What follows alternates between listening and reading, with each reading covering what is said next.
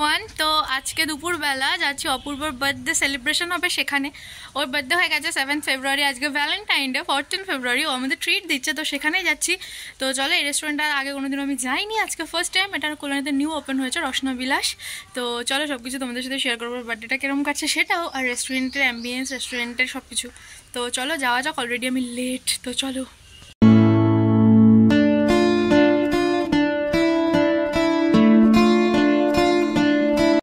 তো আমরা চলে এসেছি এখন রসনাবিলাসে। এবার তোমাদেরকে বলে দিই যে তোমরা কিভাবে এখানে আসতে পারো। তোমরা কল্যাণী মেনে নেমে বলবে স্টেডিয়াম যাব। তো কল্যাণী স্টেডিয়ামের একদমই পেছনে রয়েছে রসনাবিলাস রেস্টুরেন্ট। আর আমি এসে দেখছি এরাও চলে এসছে, মানে আমি ফার্স্ট এসেছি, তারপরেই এরা এসছে। আর এখানে টোটোওয়ালা কাকাটা বলছে যে এদেরকে নাকি ডাক্তার ডাক্তার লাগছে দেখতে। তো যাই হোক, এখন আমরা প্রবেশ করছি রসনাবিলাসের ভেতরে। আর এত সুন্দর করে ডেকোরেশন করার কারণ কি জানো? কারণ হয়েছে ভ্যালেন্টাইন ডে। আর অপূর্ব তো আমাদের ভ্যালেন্টাইন ডে দেখেই ট্রিটটা দিচ্ছিল। তো যাই হোক, ভেতরের অ্যাম্বিয়েন্সটা কিন্তু বেশ সুন্দর। আর ওখানে ডেকোরেশনও হচ্ছে। এই ডেকোরেশনটা কেউ একজন প্রি বুক করেছে, তো তার কারণে। আর এখানে অপূর্ব সুন্দর করে পোজ দিচ্ছিল। আর এখানে কেকও রেডি হয়ে গেছিলো। বেন্টো কেকটা আমার আর অর্ণার তরফ থেকে, আর ওই বড় কেকটা ওরা নিয়ে এসেছিলো। আর এখানে অপূর্বর ফটো শ্যুট হচ্ছিল, সবাই অপূর্বর সাথে সিঙ্গেল সিঙ্গেল সুন্দর সুন্দর ছবি তুলছিল। তারপরে অপূর্বকে পরিয়ে দেওয়া হয়েছে একটা বার্থডে টুপি। আর অপূর্ব চারিদিকে তাকিয়ে তাকিয়ে দেখছিল যে কেউ ওকে দেখছে কিনা এই টুপিটা পরে। অপূর্বর কিন্তু এই টুপিটা পরে একদমই সাজে, কারণ ও একদমই বাচ্চা, একদমই ছোট বেবিদের মতন ওর বিহেভিয়ার, ওর কথাবার্তা, ওর মানে চাল চলন সব কিছু ছোটো বাচ্চাদের মতন। তো যাই হোক, এখানে ওর কেক কাটিং হচ্ছিল। তো সবার ফার্স্টে ওই পিঙ্ক কালারের কেকটা কাটলো, যেটা এখন অনুষ্কা খাচ্ছে। অ্যান্ড দেন তারপরে খাবো আমি, কারণ ও আমার দিকেই আসছিলো। আর আমাকে যে খাইয়েছে সেটা আমি ভিডিও করিনি, সেই ভিডিওটা অর্ণা করেছে, অর্ণার মিনি ব্লগের জন্য। এখানে ফার্স্ট কেকটা তো খুব ভদ্রভাবেই ও খাওয়ালো।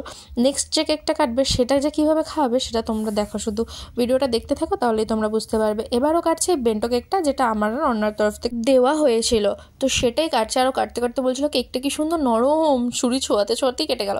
তো যাই হোক, এইসব কথাগুলো আমি দিতে পারবো না, তাই আমাকে ভয়েস ওভার দিতে হলো। দেখো ওর কেক খাওয়ানো ছিল, দেখো পুরো মুখের ভেতরে ঠুসে ঢুকিয়ে দিয়েছে একেবারে। মানে কি বলবো, কোনো রকম কোনো ভদ্রতা ওর শরীরের মধ্যে নেই।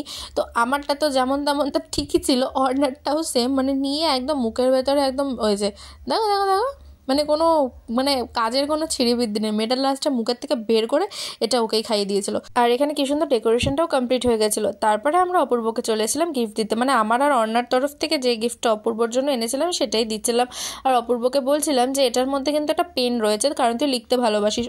অপূর্বর হাতের লেখা খুবই সুন্দর, তো অপূর্বর হাতের লেখা দিয়ে জাস্ট মুক্ত ঝরে, সেই জন্য ওকে পেন দিয়েছি বলে আমরা খ্যাপাচ্ছিলাম। বাট এটার মধ্যে পেন ছিল না, এরকমই কিছু একটা জিনিস ছিল যেটা অপূর্ব পছন্দ করে। আর এখানে সবাই ভীষণ আড্ডা মারছিলাম, হাসাহাসি করছিলাম। আর অপূর্বর গিফটটা খুলতেও অনেক টাইম লেগে যাচ্ছিলো। এমনি এমনি কি বলি, ও ছোটো বাচ্চা, মানে একটা বাচ্চাও এর থেকে তাড়াতাড়ি করে গিফট খোলে। আমি একটুও এটা ফার্স্ট করে দিইনি, ও গিফটটা তো আস্তে আস্তে খুলছিল। তো যাই হোক, ভিডিওটা দেখার পর আমি জানি আমি কেলানি খাবো এতগুলো বদনাম করার জন্য। আর যখন ও গিফটটা খুলে জাস্ট ও শকড হয়ে গেছিলো, কারণ ওর ঘড়িটা খুব পছন্দ হয়েছিল, আর ও ঘড়ি পছন্দ করে। তো আমি আর অর্ণা সেই জন্যই ওকে ওয়াচই দিয়েছিলাম। তো ও সত্যি ভেবেছিল হয়তো পেনই আছে, কারণ এমনভাবে লেগ পুল করছিলাম। আর ঘড়িটা মানে রিস্টে না, ওর বাজু হয়ে যাবে, ওর আর্মসে লেগে যাবে। তো যাই হোক, এবার আমরা এখানে মেনু নিয়ে বসলাম। আর আমি বললাম মেনুটা একটু তোমাদের সাথে শেয়ারও করে দিই, কারণ যেহেতু এসে তোমরা যদি কেউ আসতে চাও রসনাবিলাসে, তো তোমরা এখানকার মেনুটা দেখে নিতে পারো, একটু পজ করে দেখে নিও। কারণ শর্ট টাইমের মধ্যে ভিডিওটা করেছি, ফুল ব্লগ করার সেরকম কোনো ইন্টেনশন ছিল না। মিনি ব্লগও পোস্ট করা আছে, তো যাই হোক ফুল ব্লগ করে ফেলেছি। তো দেখে নিও মেনুটা পজ করে। আর এই যে এটা ছিল আমাদের লাঞ্চ। তো বিরিয়ানিটা ছিল অরিন্দমের, বাকি সব ছিল আমাদের। বাকি ছিল একটা বাটার রেশমি চিকেন, আর ছিল বাটার নান। আর এখানে অ্যাজ ইউজুয়াল আমাদের অর্ণাই সার্ভ করে, তো সেই সার্ভ করছিল।